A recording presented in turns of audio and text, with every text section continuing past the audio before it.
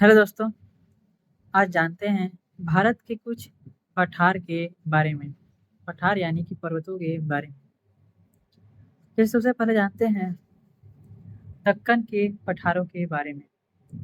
यह त्रिभुजाकार पठार पूर्वी तथा पश्चिमी घाटों, सतपुड़ा, मैकाल तथा राजमहल पहाड़ियों के मध्य 7 लाख वर्ग किलोमीटर क्षेत्र पर फैला हुआ है। इसकी ऊंचाई 500 से लेकर के 1000 मीटर। यह महाराष्ट्र,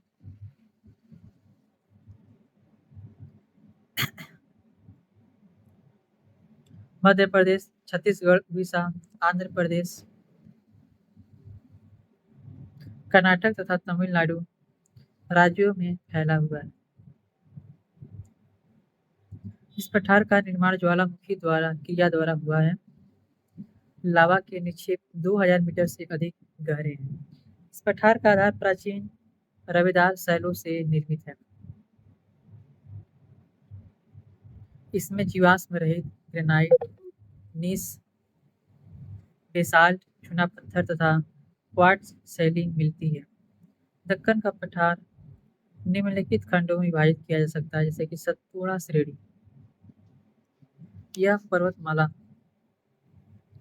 नर्मदा और ताप्ती नदियों के बीच पश्चिम में राजपीपला की पहाड़ियों से प्रारंभ होती है तथा पूर्व व उत्तर पूर्व दिशा में आगे सतपुड़ा महादेव मैकाल पहाड़ियों के रूप में छोटा नागपुर पठार तक फैली है।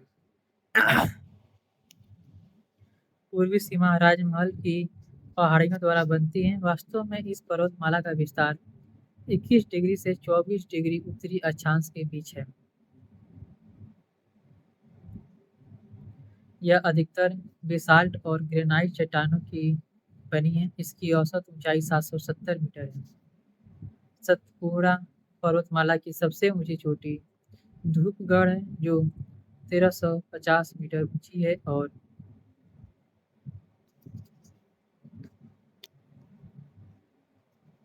महादेव पर्वत पर स्थित है।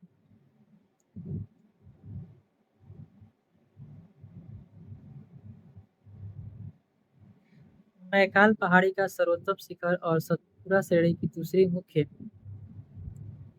चोटी अमरकंटक है, जो कि करीब 1066 मीटर ऊंची है। इसके समीप से ही नर्मदा तथा सोन नदियां निकलती हैं। धूपगढ़ के समीप पंचमढ़ी स्थित है। यह मध्य प्रदेश का प्रमुख स्वास्थ्यवर्धक स्थान है। इसके उत्तरी ढालों पर नर्मदा तथा दक्षिणी ढालों पर बैन गंगा, वर्धा तथा ताप्ती नदियां बहती हैं। बात करते हैं महाराष्ट्र के पठार के बारे में। इसका विस्तार कोंकण तट तथा सह्याद्री को छोड़कर संपूर्ण महाराष्ट्र राज्य पर है। अधिकांश क्षेत्र पर दक्कन ट्रैप की शैलें बिछी हैं। वर्धा बैंड गंगा बेसिन में आर्कियन नीस किनारे पर धारवाड़ शिष्ट तथा कहीं-कहीं कुडुप्पा तथा विंध्याचल शैली मिलती है। उत्तर में ताप्ती बेसिन एक असममित घाटी है, जिसका ढाल दक्षिण की ओर मंद तथा उत्तर में सतपुड़ा पहाड़ियों की ओर तीव्र है। महाराष्ट्र के पठार को पुनः 5 सूक्ष्म इकाइयों में बांटा जाता है। अजंता की पहाड़ियाँ, कुदवारी घाटी, अहमदनगर बालाघाट पठार, हिमा बेसिन तथा महादेव उच्च भूमि। ध्यातव्य है कि उपर्युक्त भौगोलिक इकाइयों में महाराष्ट्र राज्य के अंतर्गत ही बालाघाट श्रेणी, हरिश्चंद्र श्रेणी और पर्वतमाला पहाड़ियाँ अवस्थित हैं। महानदी बेसिन की बात करें तो इसे छत्तीसगढ़ का मैदान भी कहते हैं। यहाँ आर्कियन ग्रेनाइट तथा नीस शैलों के ऊपर कुडप्पा और सादित शैली बिछी है। यह बेसिन महानदी तथा इसकी सहायक शिवनाथ, हसदो, मांड आदि नदियों द्वारा प्रभावित है।